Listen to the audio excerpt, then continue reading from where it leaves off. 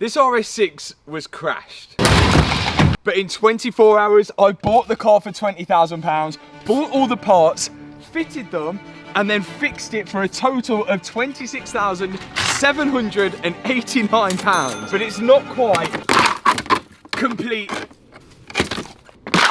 just yet. And it's not quite SEMA ready. One of the biggest car shows in the world, located in Vegas. Halfway across the world from me. My RS6 will be put on a shipping container at the end of this month, whether it's done or not. And we've still got so much to fix, never mind making it into a show car. And today we're about to do something that I think only one person has ever done to an RS6 before. I could be wrong.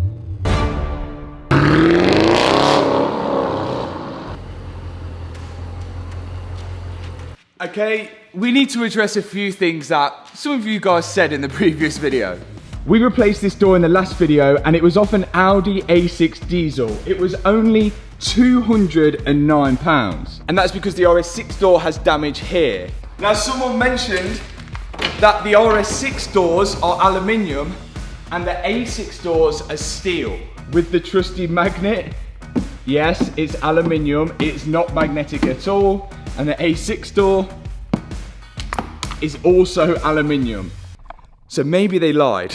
But one thing that is different is the glass in the window. On the Audi A6 door, the glass is made up of, looks like two pieces of glass stuck together. And then on the RS6 window, it looks like one big piece of thick glass. So just to keep it consistent throughout the car, I'm going to be taking the glass out of the A6 door and replacing it with the RS6 glass. And to do so, we've got to remove the door card once again. To access the glass, I've got to undo the speaker housing, and then once this is removed, I can see the plastic clamps which clamp the window and hold it onto the window regulator. To disconnect it from the regulator, you have to push a screwdriver through a hole to release a clip, and then the window should just release off the regulator. You have to do this both sides, and then the glass should just lift out. RS6 one is a lot heavier. I have no idea why the glass is different. Maybe someone could tell me in the comment section, but anyway, we're gonna put the right glass back in. To refit the RS6 glass, you slide it back into the seals, down the door, and back into the original plastic clamps that came off, making sure everything goes back the way it should. Here we go. Oh, it'll work. Does it fit? It fits. Fits good. I don't know what the difference was, but it works. Next up, door speakers. For some reason, we were missing the door speakers when we picked up the RS6. So I had to buy a second-hand one off eBay for £80. I think they're a little expensive because they are Bose speakers, but I expect them to be pretty good. I suspect the old owner had aftermarket speakers and he took them out of the doors before the car went to auction. But then when I checked the driver's side, the speaker was still in there, so it made no sense.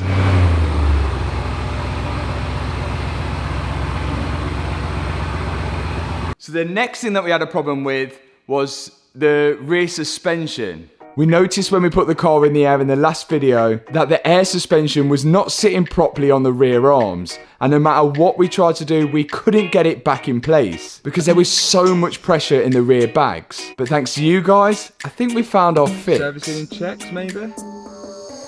Air suspension wheel change. On. Okay, that should do it maybe? Send the car up and we'll find out. You have to select this setting when putting the RS6 in the air. And by doing this, I think it will release pressure from the airbags and allow us to push it back into place. Right, now, let's see if, yes.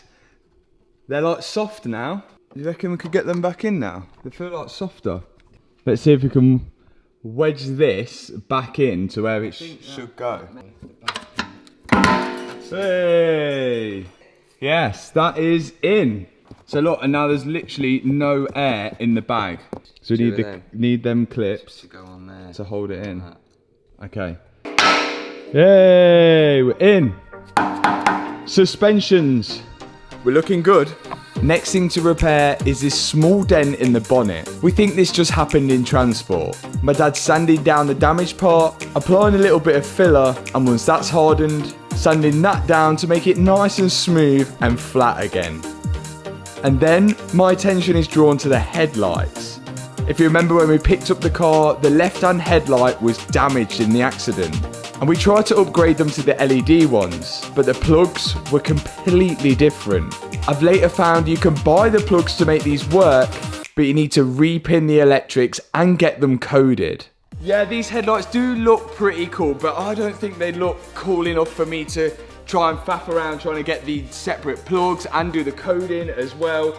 So we managed to pick up another headlight for £395, and no, I think they're okay. I think resorting back to the standard headlights is going to be our best option here, especially as we can sell the upgraded headlights as well to get part of our money back.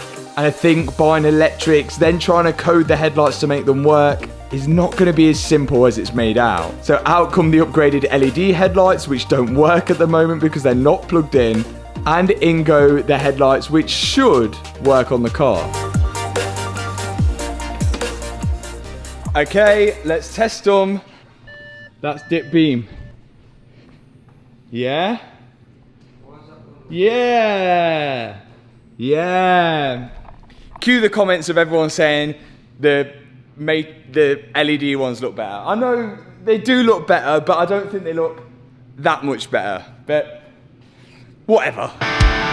Now we're about to do what we haven't done in a long time. But we're doing this again because of the time frame. Normally on a damaged car like this, we'd get it painted. But as we haven't got the time for it, I'm about to wrap it. So we've gone for a Nosotech Slate Grey, but this is just a base colour, and I wish I could explain what we're doing, but it would just take me years to explain, so I might as well just do it. This is what's going on first, almost like a Nardo Grey, a little bit boring, but it will get more exciting than this, trust me. Vinyl wrap isn't supposed to last the lifetime of the car, but with today's wrap, I can't see why if you didn't look after it, it wouldn't last the lifetime of the car. For now, I'm going to be wrapping the car just because of the time frame we have to get to SEMA. And then maybe we can get it painted afterwards. And I still think with this wrap, we can get a really nice finish on it. That's if my wrapping skills are up to the test. Of course, I'm not a rapper. I've just self-taught myself to do this. So it's only as good as I can be. Okay, that is the front bumper done. My dad's gonna rebuild it back up because he took it apart again. Now we're on to the easier stuff, the bonnet and the wings, or fenders if you're American, or quarter panels if you're Australian. Wrapping is a game of patience. If you rush anything, it's gonna look rubbish. You've really got to learn how to work the wrap and when to heat it and when to not heat it. Again, I'm no expert, but I think the front wings are the easiest part of the car to do. So if you're gonna give it a go yourself, start there. With both wings out of the way, I'm on to one of the biggest parts of the car, the bonnet, or hood if you're American. Wings wrapped, bonnet wrapped, now the headlights are going back in and my dad is building up the front bumper. The vibes are going off in the unit. Look at the difference all the trims have made on the front bumper. I've even wrapped all the silver bits black. No idea what I'm doing there. And with pretty much the front end wrapped, I'm excited to see what it's going to look like.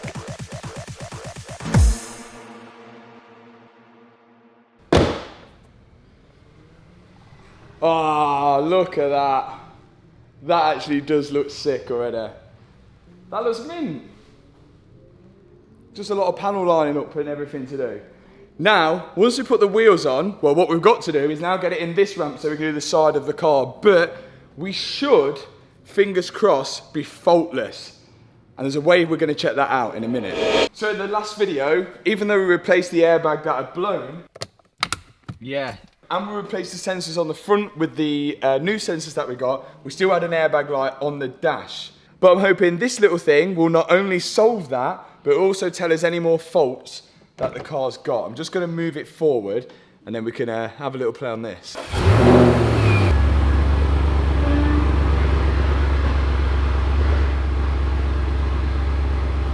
There's no airbag light anymore. I don't know what's happened. Maybe it needed to register, I don't know, but There's no airbag anymore, but we're still gonna do something, and there's something I want to do as well with this. So let's plug this in and we'll get moving. Carly is an OBD scanner, and it works with cars with an OBD2 port. So all we need to work the Carly device is a mobile phone, shut up, and the app as well. So I've got the app on my phone, I've already loaded up Audi RS6. It works on loads of different cars as well.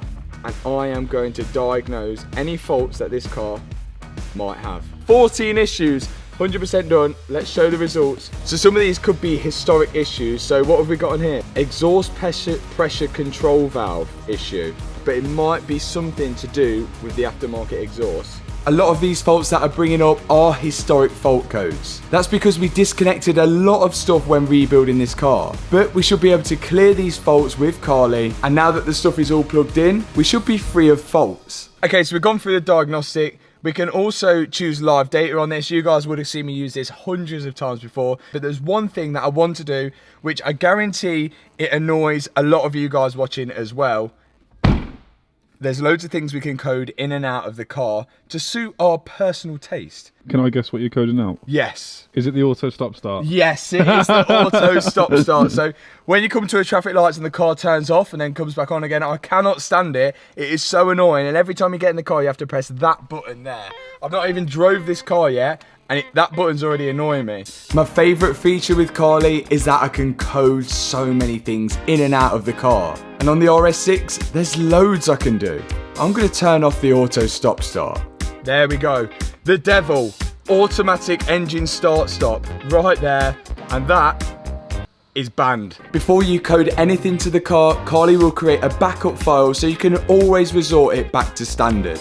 There we go. Automatic start stop is off now. Thank you very much. Now, to see if Carly's advanced features like coding or diagnostics work with your car, make sure you check out the website. And to access these additional features, you'll need to get their yearly license. So to grab one of these Carly devices, you can do with the link in the description box below, and you'll also get 15% off because the code is also applied at checkout. The offer ends 30th of September, so go grab one. Now I've got one full side to complete, and I'm sure you don't want to watch me continue rapping. So, and that is done. Well, not really done, but it's nearly done. I've pretty much done most of one side. There's still a bumper to do, there's still the back to do, and there's still the other side. I've not decided what I'm doing with the door handles yet, but I'm sure you're all in agreement that grey isn't really the most out there colour it can be. And SEMA's all about being different, making crazy cars, doing something that's a little bit unique. And that's exactly what this RS6 is going to be. I'm dying to show you this. We now have a blank canvas of an Audi RS6. But we need to create something unique, something special, something head-turning. This was John Olssons' Audi RS6 DTM.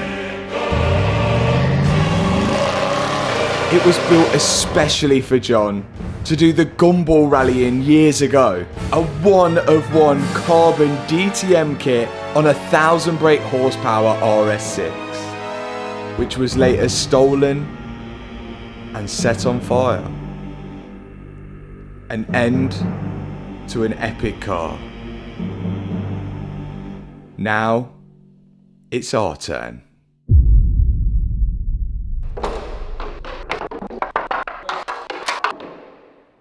This is a full GT3 DTM wide-body race car kit for the RS6, and it is full carbon fibre. Yes, I'm about to ruin the RS6. On here like that. I'm waiting for the comments already. What the hell is going on? But that is gonna look absolutely mental. But this is what SEMA's about. I think this one's the dramatic piece, don't you think, Matt? That is ridiculous. Look at this front splitter. So this kind of, I feel like it just kind of slides into its OEM place, but roughly speaking. What? Look how big that is. This is like a race car. It's like a DTM race car. It's meant to be absolutely over the top. We're going crazy with it, and I still think I will be able to daily it. Potentially. I think it's 65mm wider, front and rear. Like the whole thing. Each side, 65 cent. Each side. 65mm Millimeters. front and rear wider. Like it's absolutely huge. Full like the carbon quality is actually mental. Yeah, like that. Oh my god. So that. This has got to be absolutely perfect, otherwise you're not going to be able to open the door. Yeah, like literally, we've got to get this actually spot on. This thing, we unboxed it wondering what the hell is this, and we found out what it was. This is wing. Oh my days. It looks like a table. If one wing wasn't enough, then there's another one, which goes like here. So, all the downforce you'll ever need in an RS6. I can already see people going to be like, what are you doing to it? People are going to hate you. Any English people are going to be commenting saying this is terrible. Any American is going to be like, this is amazing. Okay, yeah, let me know in the comment section. 1, whereabouts in the world you're from, and 2, whether you like it or not. Let's see if we can get like some correlation. Whether do the UK guys hate it, do the UK guys love it, and do the US guys like it or not. But I think this is going to look absolutely nuts, and we're on a time scale, so we better go and fit it now. Back to the unit. With no time to waste, we headed back to the unit and started to fit the kit. Starting with that crazy front splitter. I was sure that it'll be. We've got all OEM fitting holes. It lines up a treat, which is rare. Matt's saying it's a race kit, so like it can be ropey. Yeah, because you said about seeing these things. Yeah, look, you can see them. Because it's a CTM race car, you just that's okay. because race car. Yeah. The splitter needs to be held to the bumper with loads of bolts. And we've also ordered some splitter struts to hold it to the bumper as well. Oh my. Is it carnage? That looks mental. Go across. Oh my god, that does not. That is just... The splitter's on and it's already looking crazy. This is not going to make it. If you lift it up further, I could have my dinner with that. Oh my giddy on. That is insane. This is what it's meant to be about though. Everyone's going to cry now, aren't they? You've ruined my dream car. I've ruined mine. Next thing I'm going to put on is the side skirt. That is because the splitter and the side skirt are only fixed in one point, whereas the arches you can move around a bit. So I'm just going to put on the points which are fixed first and then build off that. And this side skirt is not half-hearted. Nice. We're going to eat dinner off it later. Oh, are we? Sad. I'll have my rice here, my chicken here, salad here, and I've got room for dessert as well. I mean, at the moment, it looks stupid. I'm going to be honest. So what? In our time, we've done some stupid stuff, but this definitely tops it. Next up, I'm going to secure the front arch to the side skirt and the front splitter. This whole kit all bolts together from the front backwards. I actually think it has some kind of purpose with downforce, but for now, we're just roughly getting it in place. There's more stuff. There's more canards on canards. This one we have just stuck on again. Everything's stuck on. This has all got to be bolted in still. They're stuck on. Actually, it's growing on me. Front splitter will take a while to grow on me. You could literally grow things on that. But yeah, we're looking at a photo here where the canards go on the front. Oh my, I'm gonna get absolutely rinsed in this video. And if I don't get rinsed, then respect to everyone who's not rinsed me who could see the finished product. But right now it's getting very difficult to see that. Obviously with the kit as well, we're gonna need wider wheels. So we've placed an order for them with hopes that they arrive before we go to SEMA. And now we've got the front arch on, we're trying to work out how the back goes as well. And there's loads more aero. From there, what's it look like from there? Like, I actually think it's growing on me. It's growing on me. Can you see it like properly? Yeah. So we have a livery going on the car as well. I want to show you that. But wrapping is taking the time, fitting the body kit is taking the time. This livery is going to be absolutely mental. And I feel like I've run out of time. It's pitch black outside already. It's late at night. I've got to carry on fitting this kit. Thanks so much for watching this video. If you enjoyed it, hit the subscribe button, hit that thumbs up button. Bear with me on this one. See you in the next video. Peace out. Downforce. He's gonna take someone's ankles off. Like a drug that I just can't deny.